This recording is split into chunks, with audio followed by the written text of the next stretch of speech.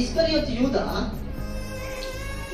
Already దేవుణ్ణి 30 వెండి నాణములు దారం కట్టి 30 వెండి నాణములకు ఆయనను అమ్మివేసి, ఏమి తెలియని వాడిగా, నాకు ఏమి తెలియదు, నేను నీతిమంతుడను, నేను పవిత్రుడను, ఆ దేవునితో కలిసి భోజనం చేసే హక్కు నాకుందని, ఆ యోగ్యత నాకుందని ఆయన యేసు ప్రభు ఎక్కడైతే భోజనము ఆ యొక్క బల్ల సిద్ధపరిచాడో అక్కడికి నేను నీతిమంతుడను అన్నట్టుగా వచ్చాడు.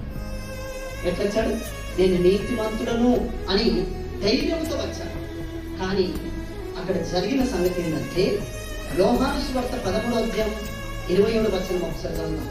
యోహాను సువార్త 13వ అధ్యాయం 27వ వచనం.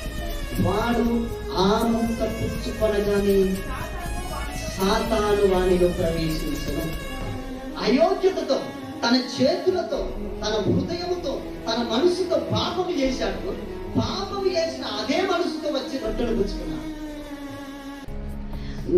నిజ దేవుణ్ణి అమ్మివేసి, మరణ శిక్షకు అప్పగించడానికి అమ్మివేసి, నేను నీతిమంతుడని అన్నట్టుగా ఆ భోజన పంక్తులకు వస్తే,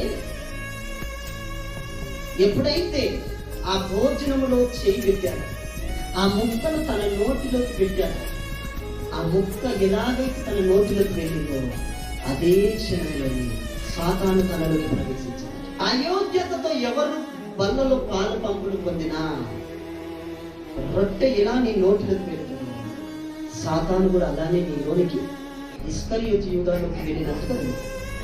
ఇస్కరియోతు యూదా చచ్చిపోవడానికి కారణం అయోగ్యతతో, అపవిత్రతతో, పాపిష్టి చేతులతో, పాపిష్టి మనసుతో, పశ్చాత్తాపం లేని, శుద్ధీకరణ లేని హృదయముతో, ఒప్పుకొని మనసుతో, ఎక్కడి పాపం అక్కడే ఉంచుకొని నేను నీతిమంతులను అన్నట్టుగా నాతో ఉన్న మిగతా 11 మంది ఏమనుకుంటారని ఆ చేతిలో వల్ల ఆయన చేతి ద్వారా పరిశుద్ధమైన రొట్టెని ఎప్పుడైతే తిన్నాడో సాతాను వారి ఉరికంబందికి ఇచ్చింది.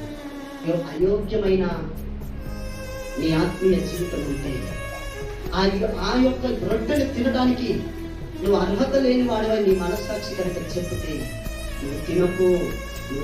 ఇది నీతి కలిగిన కార్యక్రమము, పరలోకములో ఉండే పరిశుద్ధుల గుంపులో కలిసే కార్యక్రమము.